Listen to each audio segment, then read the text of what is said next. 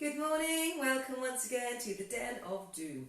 I've got a double camera system set up today because I'm going to, if it all goes horribly wrong, at least what I put onto YouTube later will work. So I shall say it one more time. Good morning and welcome to the Den of Doom. I've now switched on both cameras and we're ready to rock and roll. Now then, as I've said, sweet treats today. A double sweet spot session.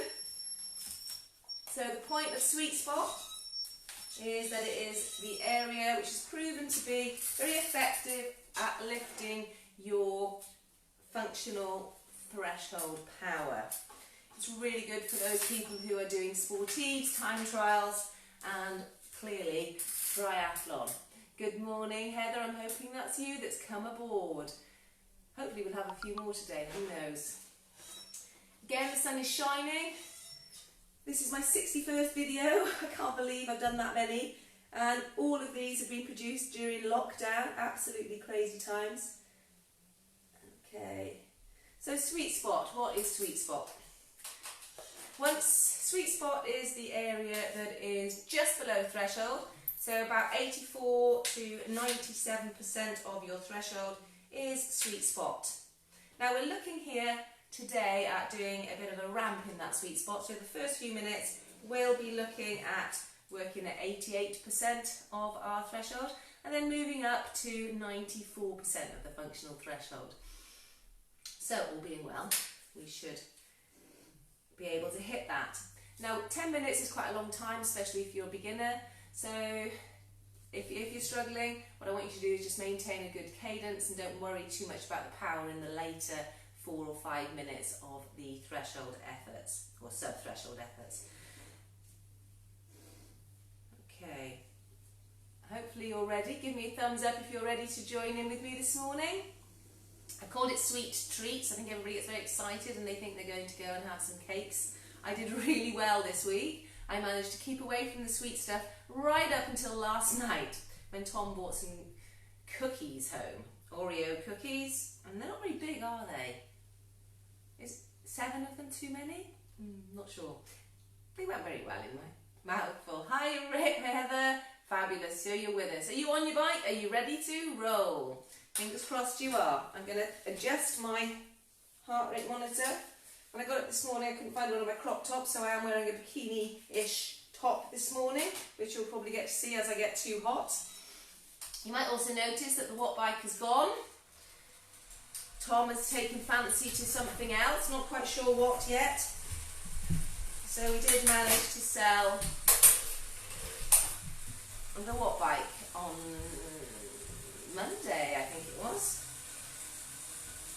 So Tom is researching avidly for something quieter but just as effective. I haven't pressed start on my watch yet, I'm just getting the gearing set up, making sure that I am in an appropriate gear for our warm-up. So we're going to begin with a warm-up. Then we're going to do 2 times 10 minutes ramping it up in the sweet spot, which is somewhere between 84 and 94% of our functional threshold. For our ramp we're working with 88 and 94%. So we're going right to the top end of that. So it will feel it in our legs.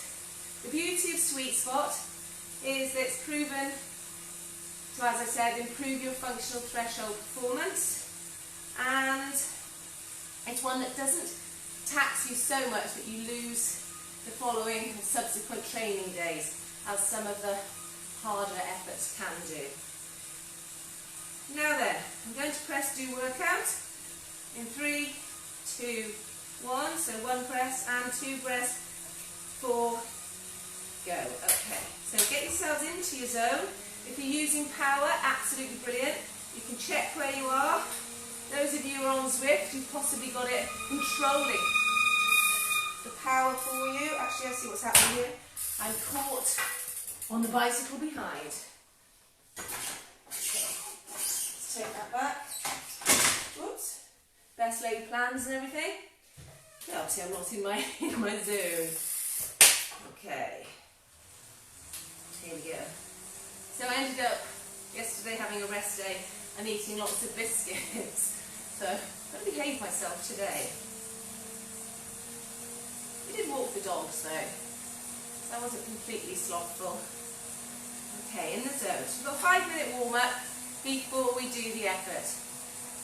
So for those of you who are not working to power, perhaps haven't even got a heart rate monitor, when we start for 10 minutes, you want to be about 6 or 7 rate of perceived exertion. So that if you worked any harder, you'd be severely out of breath. Wouldn't be able to hold a conversation. In this zone, which basically spans zone 3 if you're working to 5 or 6 zones, and it takes you to the top end of zone 2 if you're the Jobia advocate. I'm not sure who else works to 3 zones. Okay, well, in my zone. A nice warm-up zone. Might feel a little bit fatigued after yesterday's strength session. So spin those legs out. Flush out yesterday before we put in today's work. Brilliant. Remember, you don't have to be at the top end of the zone. Just stay in the range.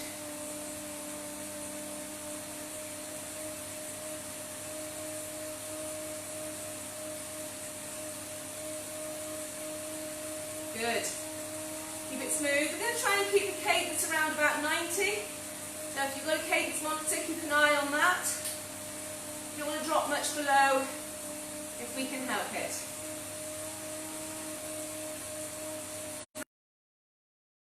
Regarding working to power or using your heart rate monitor. The beauty of power is that when you pedal, basically every pedal stroke is shown for you.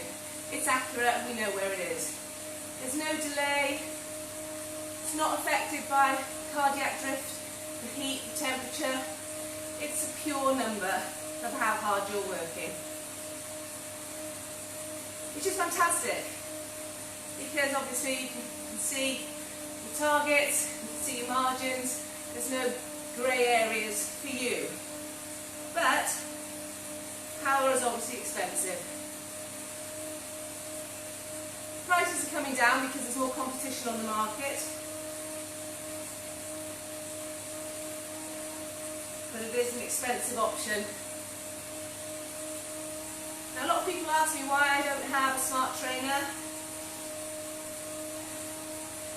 Well, for me, it works well. I have the power on the back of the bike here. It helps me to focus on changing gears because it's not doing it for me. And I have my watch telling me what zone to be in. Which means, for me, you don't need a smart trainer necessarily. If I did want to sign up to Zwift, I can communicate with Zwift because it's all Ant Plus, I believe is what it's called. So it'll communicate with the Zwift.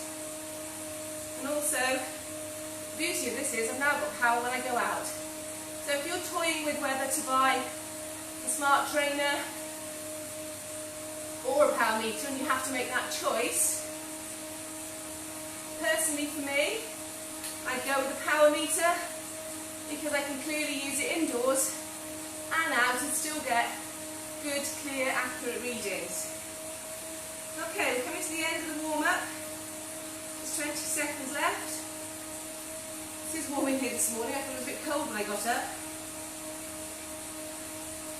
Okay, hopefully you're all fit and well. If at any time you feel ill or dizzy, don't forget to stop. Okay, so the first effort, change gears, keeping it at 2-minute intervals. Good. Because I want you to just focus on maintaining that cadence.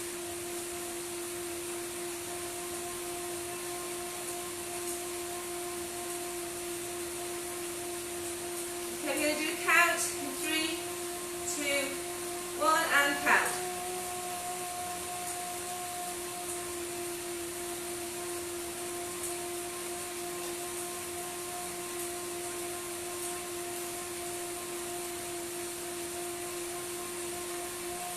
25. So my pace says about 100 revolutions per minute. So what I'm going to do is I'm going to add a gear to make it more difficult. Oops.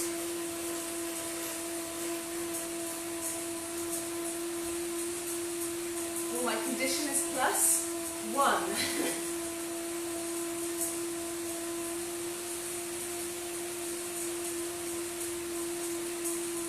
Love all these metrics. They're so good for geeks.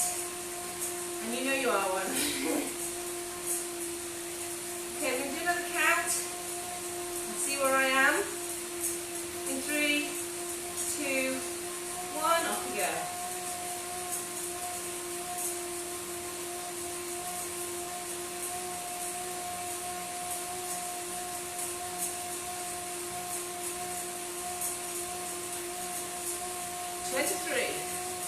Three times 4 is 92.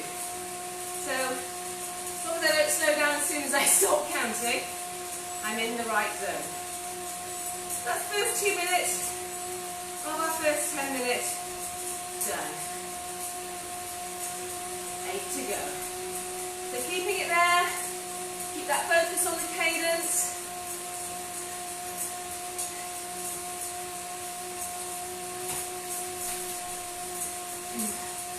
Have a drink.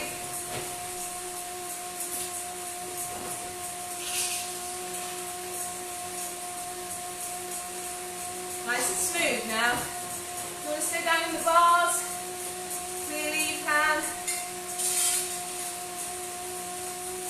you're anticipating racing this year, might be worth staying in your bars.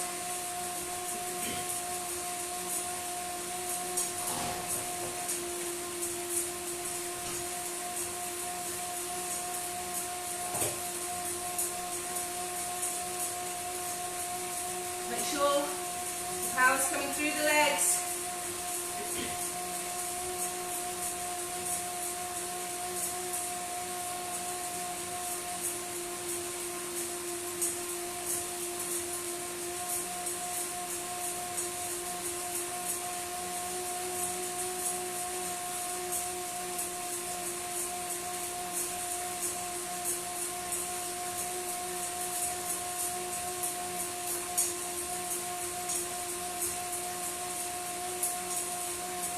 To 30 seconds, I did a count there, so I'm bang on where I want to be.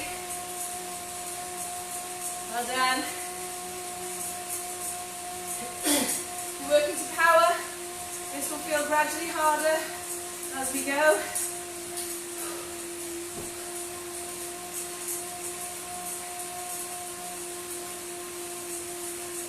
What will happen with heart rate? If your heart rate goes up too high, you can obviously change gears and drop it down.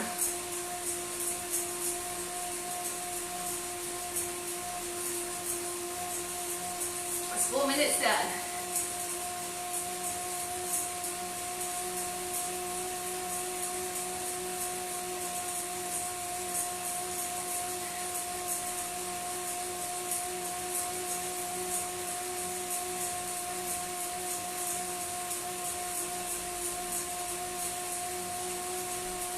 Well done.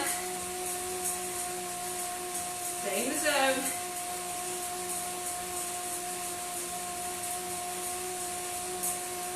Think about how you're pedaling. Nice smooth strokes. Scrape that poo off the shoe.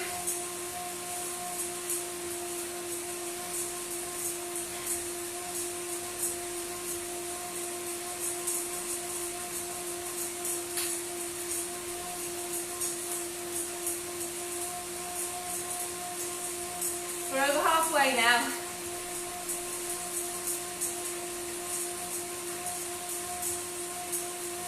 The next 4 minutes will be slightly harder, but still below threshold. Probably feeling like a 7, possibly might even feel slightly 8-ish, depending on how tired your legs happen to be.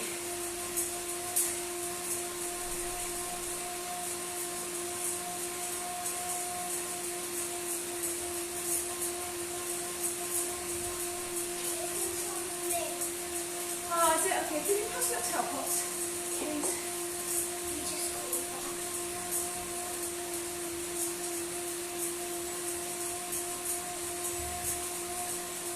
Okay, last 4 minutes coming up now. We've moved up the stage. Keep that cadence up.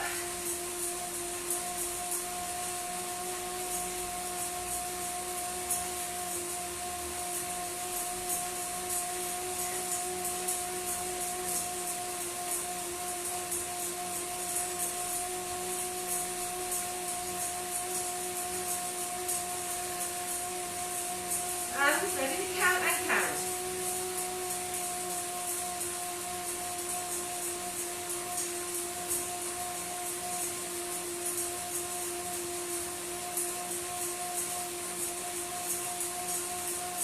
$23 again. 92. Keep it there, everybody. If you can't keep it there, keep the cadence, drop the power. 3 minutes left in total for this effort.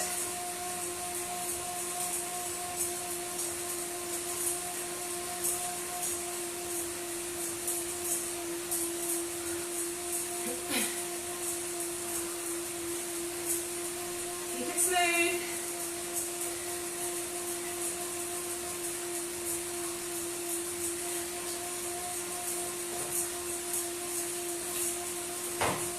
Two and a half minutes left.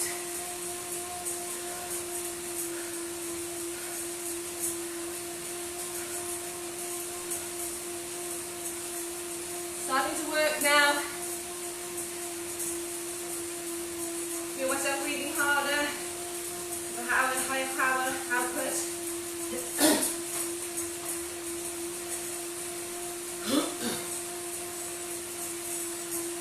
Last 2 minutes, well done. Keep that cadence smooth. Think about how you're pedaling.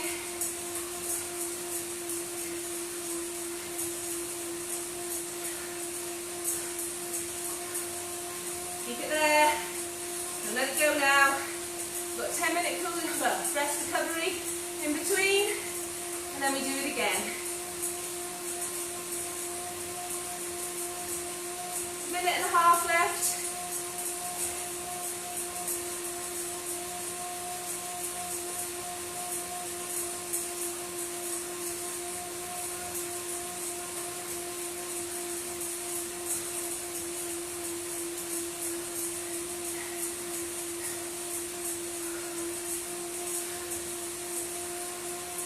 Don't let it drop, come on. Keep it smooth. Well done, Heather. Keep it there.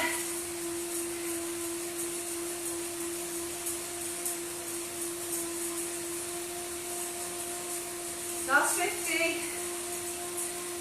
Nice and relaxed upper body.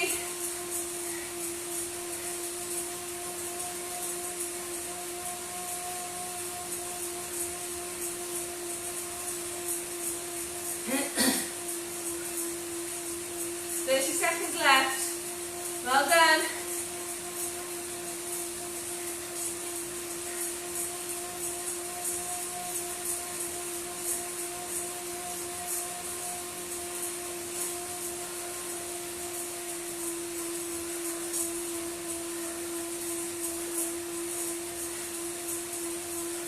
Left.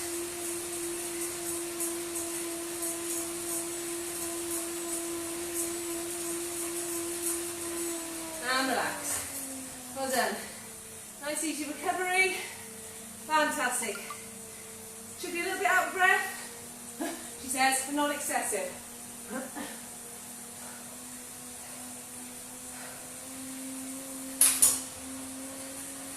Keep that recovery. Stay in the right zone. Don't worry if you're at the bottom of the zone. Absolutely fine. You're teaching your body how to recover from those sustained efforts. So the first minute, you'll probably find staying in that recovery zone actually quite hard. But as you push the blood through, all the waste products, speeding up that recovery. Within a minute, there we are, it's easy to stay in the zone. Nice, easy. Should feel like a 4 or 5 on a rate of perceived exertion. Chat with your friends, as I am. Feeling the love. Don't forget to press the button if you're enjoying what you're seeing. Subscribe, like, share with your pals. All I need is for each of you to share with 3 of your friends, and I'll be well over the 1,000 subscribers. Sounds totally doable. We've got 357 at the moment, I think. It's less than even, it's 1.5 per person or something. 2.5 per person, sorry. Maths is never a strong point. Keep it going, well done. Keep sharing, spreading the love. Brilliant, 8 minutes of recovery. So sweet spot sessions have been shown to be really effective in pushing that threshold up. Especially good for people who are doing Ironman, time trialling, or sporties. If you're a track racer, maybe not so, because you want to be working on pure power.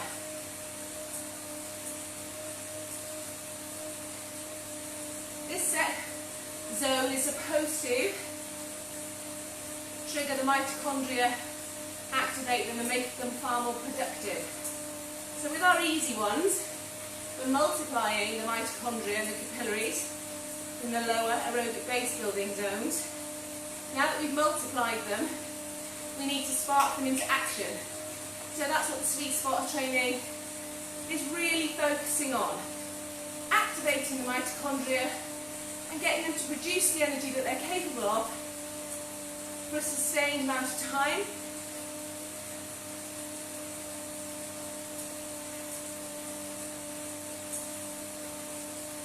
Just looking at my power, quite distracted there. Power's exactly where I want it to be now. And although I'm still sweating, hi, how are you? Thank you for the love, thank you for the thumbs up. Any comments, any questions regarding the physiology behind sweet spot training? Please just ask. Put them in the comments below the video. Particularly if you put them below the video on YouTube, that would be phenomenal, rather than on the Facebook Live side. Hi! Oh, some more love, some more thumbs up. We're halfway through the middle part of the recovery from our first 10-minute effort for those of you who just joined us. If you want to jump on, we've still got 5.5 minutes. Mark's going to do it after work tonight. Good man. Still 5 minutes left of this recovery, which could serve as your warm-up. And then you can do the next 10 with us, those of you who are not in work at the moment.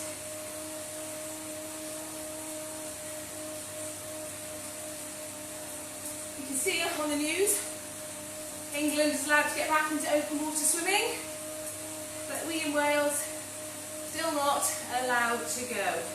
It's all about personal risk, isn't it? And our ability to assess the risk. If you're a newbie to open water swimming, wherever you are, England or Wales, I wouldn't recommend heading out to sea. There are a few things you need to consider before entering open water. Obviously I'll talk about beaches here. Main thing to consider at the beaches are the rip tides. You can get flash rips which just pop up anywhere. Usually comes after a heavy storm when the sand beneath is soft and will move quite easily with the waves. And what happens is that large body of water coming in remove the sand to form a channel to get back out from the beach. Now an unsuspecting novice to the seaside swimmer will actually look at that bit of area and see that it looks calmer than the rest. But unfortunately what's happening there is the waves aren't breaking over it, they break around it and come out through it. So don't head for the calm water because you'll just head out to sea. A lot of surfers may use a rip actually in order to get out the back, behind the big waves. So if you've got really good sea savvy, then you can use the rip tides to your advantage. But clearly, you don't know at what point it dissipates and it eases. So you don't know how far that rip tide will take you out. Now if you do get caught in a rip tide, biggest piece of advice is do not try and swim directly against it back into shore. Swim parallel to the shoreline and then swim in. And that's your way to get out of a rip. You'll also find them around piers and headlands. Now the tides are running their fastest. It's 6 hours to go in and 6 hours to come out. Tides are running at their fastest in the 3rd and 4th hours. So the chances of the rips in the 3rd and 4th hours are the biggest. So look at your tides. Identify when slack water is, and you'll get an hour either side of the tides changing. So it's either when they're right in or when they're right out. That'll be your slack water when it's safest to swim.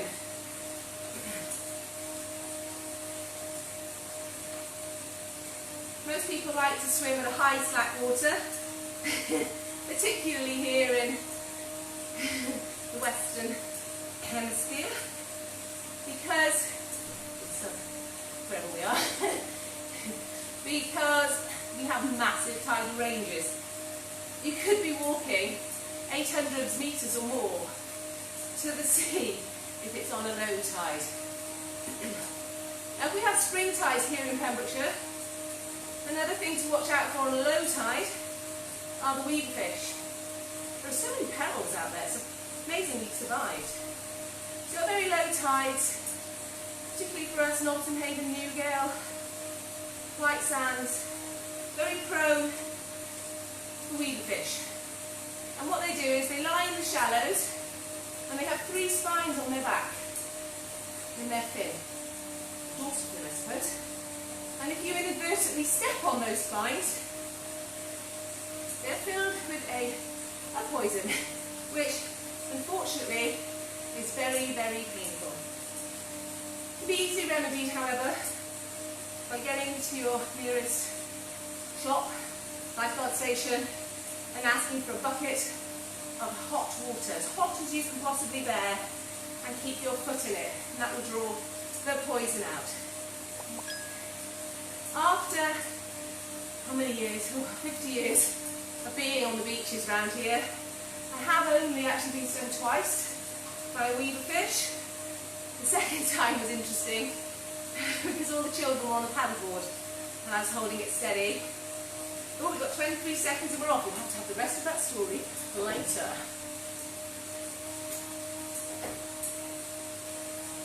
Getting ready for our second 10-minute effort, but that's it. That's all we're doing.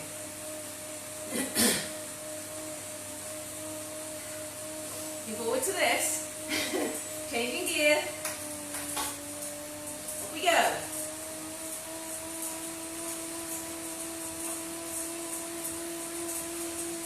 Remember, we're going to try and keep that cadence over 90. Still focusing on effective pedalling to improve our muscle contract relaxation communication. I think I've blown my hand nose into the wrong side. Whew. Suddenly got harder.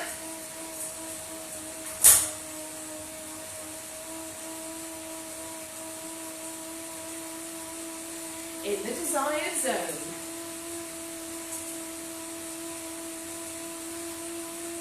Brilliant.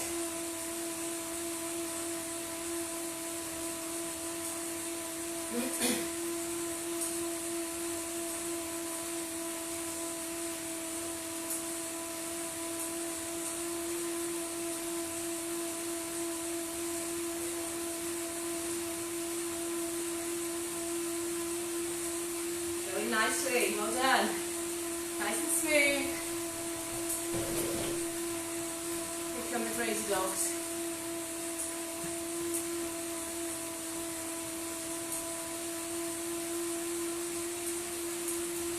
Stay in the zone. Well done. Check the cadence. We're going to do a count. 3, 2, and count.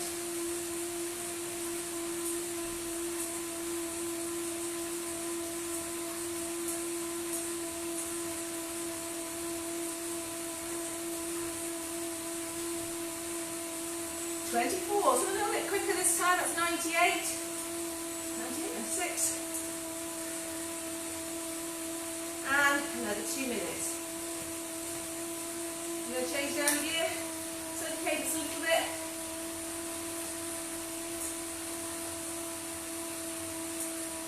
Think about how you're pedaling, remember.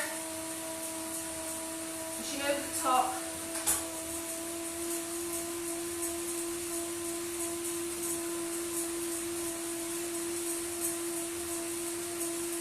Well done.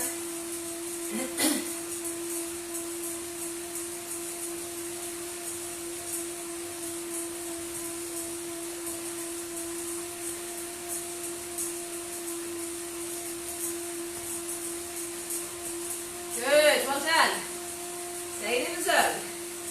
Cadence nice and smooth. Upper body relatively relaxed.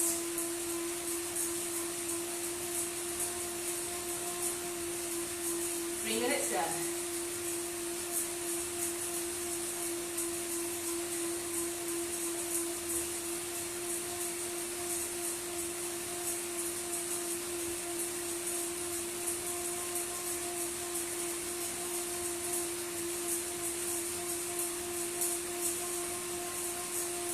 Awesome, well done. Ready to count. 3, 2, 1, off we go.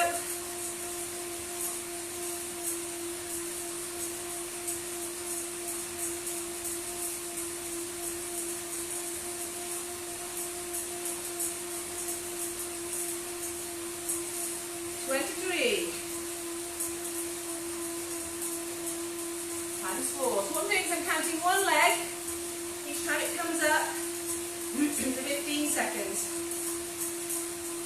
And 6 minutes left. Keep it nice and smooth.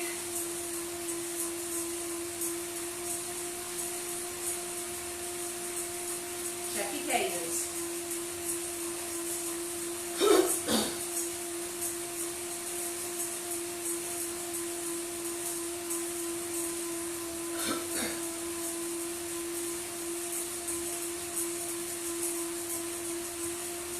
Brilliant, well done.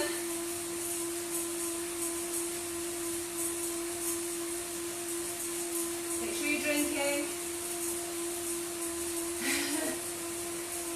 Sweat is pouring here today.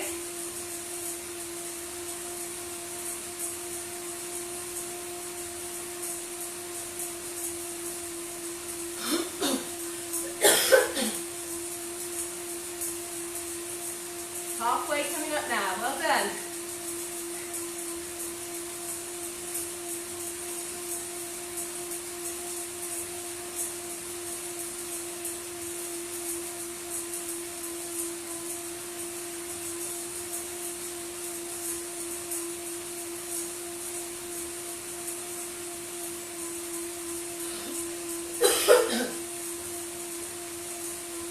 We're going for a negative split on this.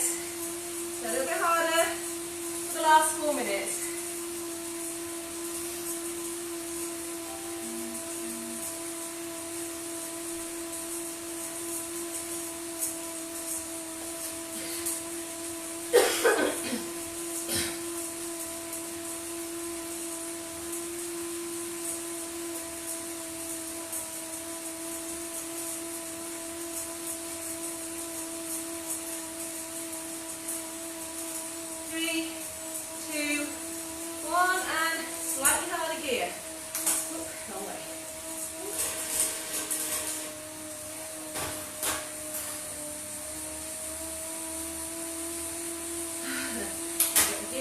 right, well done. In and in.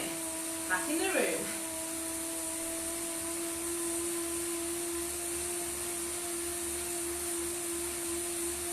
So hold on to that slightly harder effort. Like I said, if you can't hold on to the effort, ease the gear off. Hold on to the cadence. 90 plus.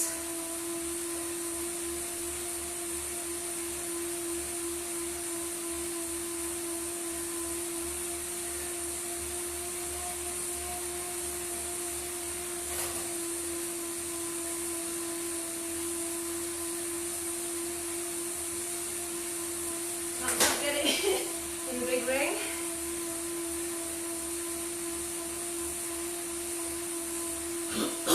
Left.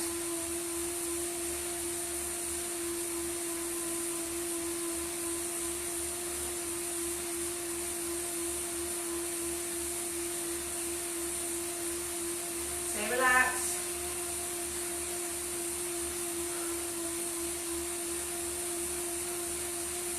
Only 2.5 minutes left.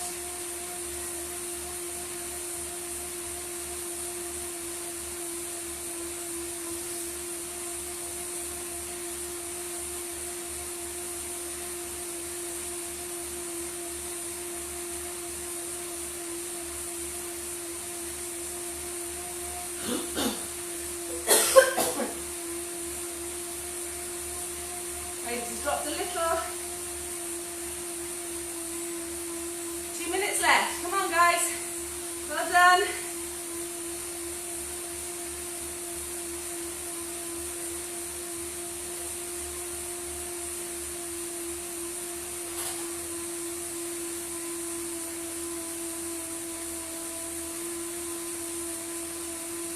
Hold on to the cadence. You can hold on to power too.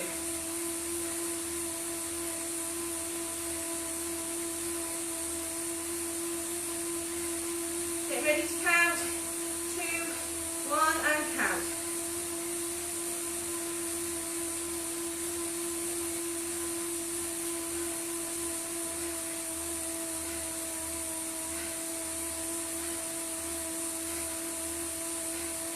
So we're closer to the 100. 96 there. For me to maintain the power in the higher gear, unfortunately, the high gear.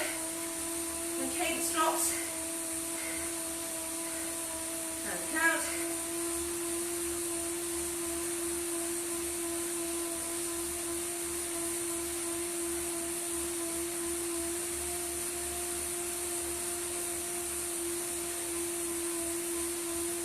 Yeah, 22 again.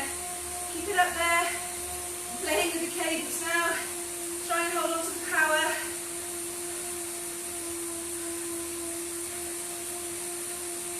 Last 30 seconds. Well done.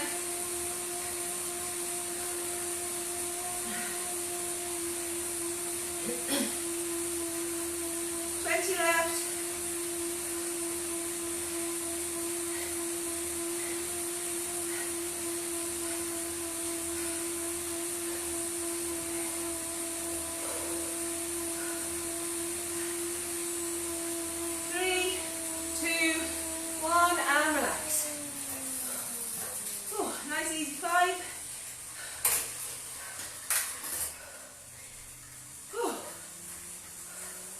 And get it into that recovery zone.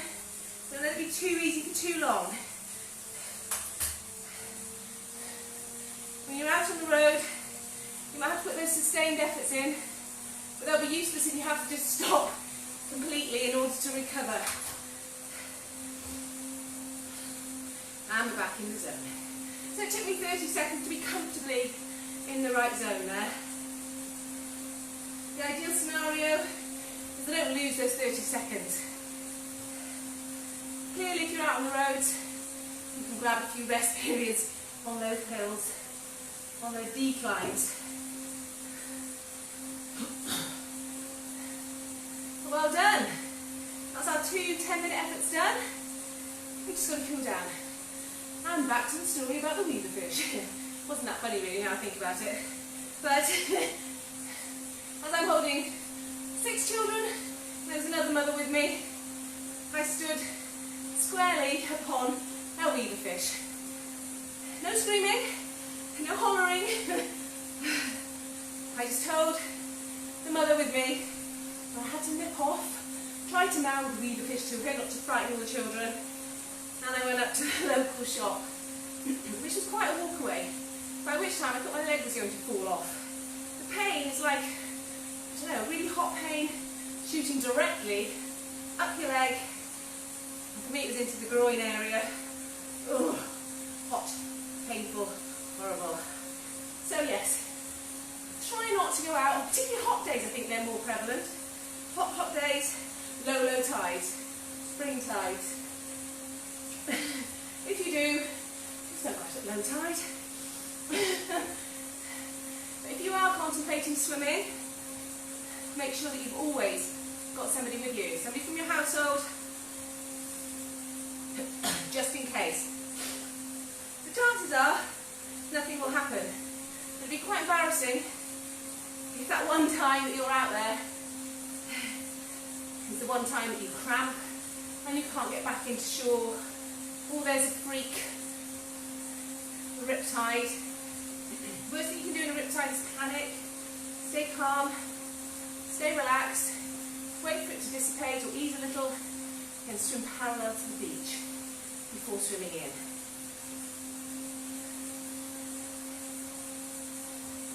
Sea savvy is really, really important. It's I think a force to be respected. There's that, I don't know how many surfers it was, got killed in Holland this week.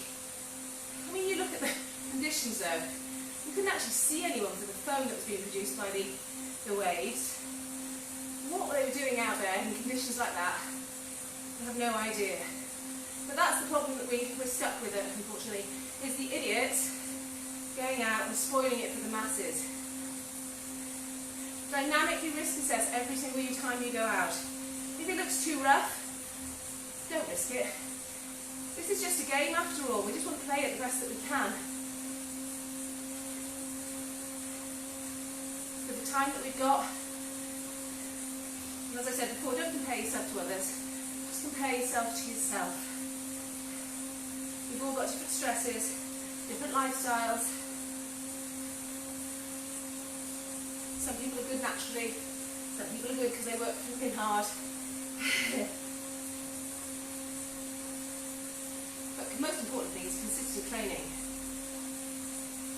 I'm quite excited about the fact that I've now been consistently training for 8 weeks.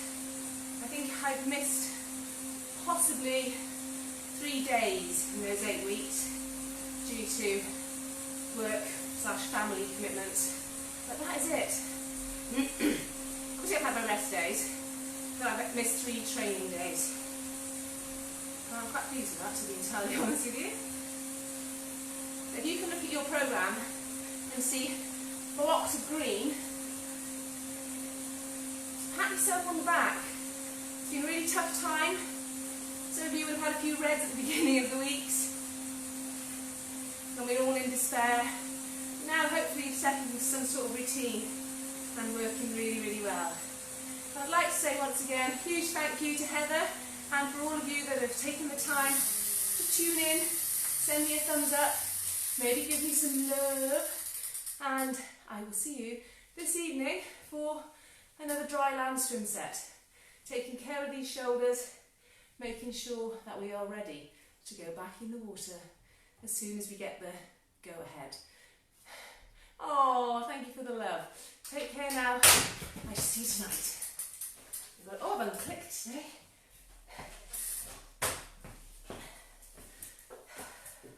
Stay safe out there.